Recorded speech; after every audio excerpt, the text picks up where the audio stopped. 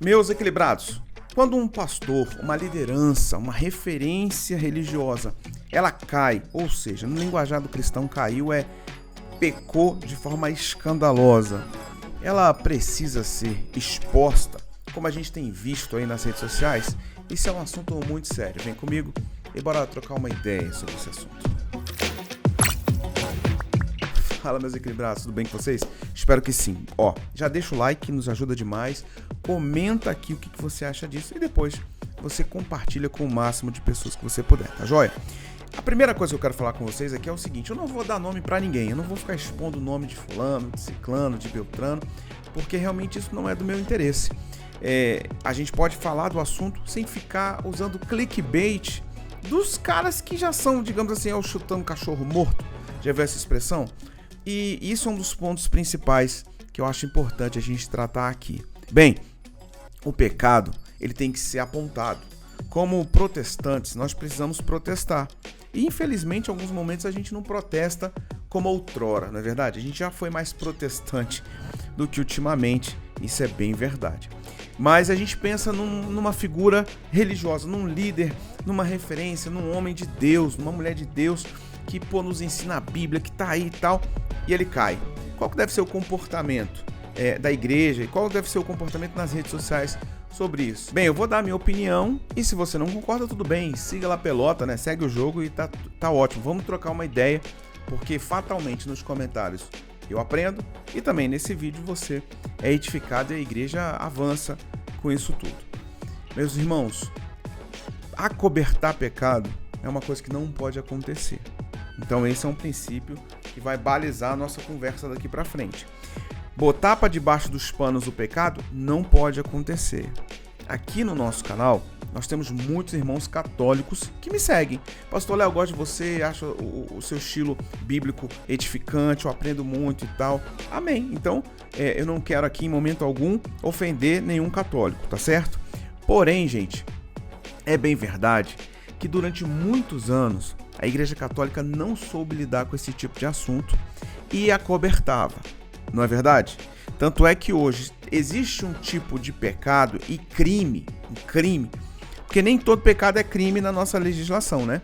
Mas existe um tipo de pecado específico que é um crime hediondo, não é? E que padres hoje em dia ficam associados de forma pejorativa, né? Todo padre você sabe o que eu tô querendo dizer. Isso não é verdade, né? A gente não pode nunca exagerar e colocar tudo no mesmo saco e estabelecer como se fosse um padrão. Assim como não podemos fazer isso com ninguém. Inclusive com políticos. Todo político é ladrão? Não. Você pode até acreditar que a maioria deles seja. Tudo bem, é seu direito de pensar isso. Mas a gente não pode, né, exagerar. Então eu não vou falar que todo padre é aquele pecado que não pode nem falar aqui porque dá problema e tal, e algoritmo. Então não. Porém, já existiu casos assim. E na época, a Igreja Católica não soube lidar com isso, acobertou, mudou simplesmente o padre de uma paróquia, de uma arquidiocese e tal, de uma igreja, e mudando aquilo, deixou baixo, mas depois o escândalo vinha à tona e explodia e ficava muito pior. Tanto é que hoje, infelizmente, no consciente coletivo, na maioria das pessoas, a figura do padre está descredibilizada por conta de alguns miseráveis pecadores, bandido, padre que tem que estar no cilindro pro resto da vida, que cometeram esse tipo de crime, né? A gente não pode nunca generalizar, tá? Então eu não posso generalizar a figura do padre, assim como não podemos nenhuma outra figura, pastor, político, jogador de futebol, enfim, artistas e tal. Agora, por má gestão da liderança eclesiástica, acarretou-se nessa situação. Então, isso é um fato. Então, o que eu tenho que fazer? Ter equilíbrio para poder lidar com esse tipo de situação. A igreja identificou um pecado, ele precisa urgentemente ser curado, corrigido. Então, é um novo convertido? É claro que vai ter um tratamento diferente. É um obreiro, já tem uma cobrança maior, né? Um diácono, ou então um voluntário que também está já começando a exercer os seus trabalhos na igreja. À medida que a pessoa vai crescendo, a cobrança vai aumentando. A Bíblia diz isso. A quem muito é dado, muito lhe será cobrado. Nas responsabilidades eclesiásticas também, meu irmão, principalmente. Então eu, Leonardo, sou um pastor. É claro que se tiver um novo convertido e falar um palavrão, vai dar uma repercussão. Fala, esse rapaz aí tem muito pra caminhar ainda e tal. Agora, se me apareceu falando um palavrão, fala, o cara prega no altar, o cara ensina dá aula de homilética e etc, e falando palavrão. Então, são 2 pesos e 2 medidas, porque a balança já tá caindo mais pro lado de um pastor. Isso é normal. Então, a gente que vai crescendo na nossa comunhão com Deus e na nossa responsabilidade ministerial, precisamos entender isso. Agora, quando é um pecado mais grave ainda, se tratando de queda, né? Mais pecados de cunhos sexuais e tal, de adultério, de prostituições assim, cara, pega muito mal. E aí, geralmente a gente descobre, o cara não caiu apenas uma vez, não foi uma queda, que também tá erradíssimo, caiu uma vez ali. Mas geralmente a gente descobre que o cara tinha um caso, ele pegava a amante durante a semana e no domingo subia para pregar no altar e ministrar a palavra de Deus. Cara, que coisa horrorosa, né?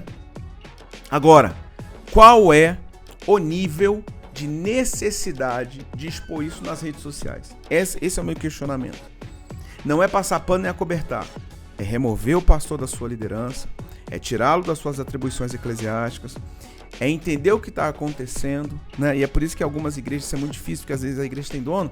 Igreja que tem dono, meu irmão, o pastor pode fazer o que acontecer, não muda nada. O pastor pode ser preso, que ele continua fazendo live do presídio e tá tudo bem. Por que isso acontece? Porque não tem um conselho, não tem uma diretoria, não tem um presbitério, não tem um conjunto de liderança que possa, de alguma forma, exercer uma gestão espiritual ali, e não monárquica, né, de um rei estabelecido. Então, igrejas que trabalham nesse modelo, elas são muito mais vítimas desse tipo de situação, porque não tem como corrigir. O que vai acontecendo é o quê? É a liderança que estava trabalhando ali, percebendo que não há mudança, eles vão saindo. Aí começa a sair um pastor, outro pastor, outro pastor, outro pastor, outra liderança, um grupo de membros, um pedaço do louvor. E a igreja vai rachando e vai saindo, e vão nascendo outros ministérios, porque o cara não vai ficar mais debaixo daquela liderança que não é corrigida, às vezes não se encaixa em outro ministério que já existe, cria o dele, né? E aí começa. Então hoje a gente tem muito isso. E a igreja que permanece, a liderança que permanece, vai julgando todo mundo. Ih, fulano saiu com o espírito luciférico, qual a divisão, não sei o quê, papapá, insubmisso, desleal. Aí, meu irmão, quem sai vai sempre sair taxado de um montão de coisa. Isso por conta de um pecado da liderança que não foi corrigido nem tratado. Então tem que tratar, tem que dar um jeito de tratar. Tem que dar um jeito de remover esse camarada da liderança que ele possui e curá-lo. Porque existe restauração e transformação. É muito difícil, né? A imagem se descredibiliza e isso é consequência do pecado, né? Então, um pastor que adulterou, ele foi removido das suas atribuições pastorais. Ele vai ficar algum tempo sem exercer as suas atribuições. Ele pode voltar? Em algumas denominações, em algumas igrejas? Não. Porque isso o desqualifica ad eterno. Ele pode ser crente, membro da igreja e tal, mas pastor nunca mais. Isso aí é um modelo de gestão de determinadas igrejas. Outras acreditam que ele pode sim ser restaurado, ele pode sim ser reerguido e servir de lição de alguma forma. Mas esse cara vai ter sempre nas costas dele essa plaquinha. E ele vai sempre carregar esse fardo desse pecado porque é uma consequência. Ah, mas Deus não esqueceu? Bem, se houve um verdadeiro e genuíno arrependimento, Deus esquece. Porque a Bíblia diz que lança no mar do esquecimento todo pecado que é genuinamente arrependido. Agora, vale o debate, dando eu a minha opinião, estou falando Bíblia aqui, agora eu vou dar a minha opinião. Tem pastor que só pede perdão quando é descoberto. Eu já vi casos do camarada cometer um problemaço, cometer um pecado, ficar com aquele peso na consciência cristã porque o Espírito Santo berra dentro dele e sem ninguém descobrir, ele vai lá e confessa. Galera, fiz isso. E aí o que acontece? A liderança corrige, etc e tal, resolve, fica um tempo, fica semanas, meses, anos, não sei. Vai depender da situação, tudo tem um detalhe, né?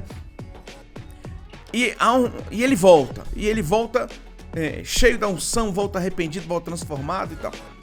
Agora, tem uns que a gente vê principalmente na internet que só vai pedir perdão porque foi descoberto. Gente, olha, agora que vocês descobriram, eu queria dizer que eu me arrependo. Peraí, cara, Você tá fazendo isso há uma semana, você tá fazendo isso há um mês, você tá fazendo isso há 6 meses, você tá fazendo isso há 1 ano, há 10 anos. Tem casos de pastores, cara, que eu acompanhava, pregava pra cara, prega bem, né?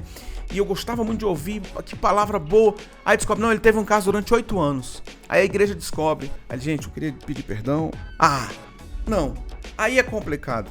O perdão, tem que pedir perdão mesmo? Por uma questão de, cara, pô, ridículo, é o mínimo que você tem que fazer, é pedir perdão. Agora, diante de Deus, eu não tenho nada a ver com isso, é o cara e Deus. Mas será que ele tá realmente arrependido, cara? Ele tá arrependido porque ele foi descoberto.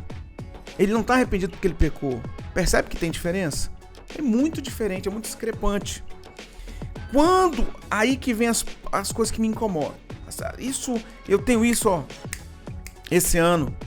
Eu completo 20 anos de pastorado, 20 anos que eu fui ordenado a pastor, cuidei de igreja como pastor sênior durante 13 anos, né? Hoje sou pastor auxiliar de uma grande igreja, e tô ali ajudando, servindo. Agora, a questão toda é, eu já vi muito, quando os caras na internet ou no altar mesmo, é paladino da justiça, ou seja, ele é aquele cara que bate todo mundo, tá todo mundo errado. E esse tipo de cara que bota umas doutrinas lá no alto assim, dificultando o acesso a Deus, esses caras escondem algum pecado.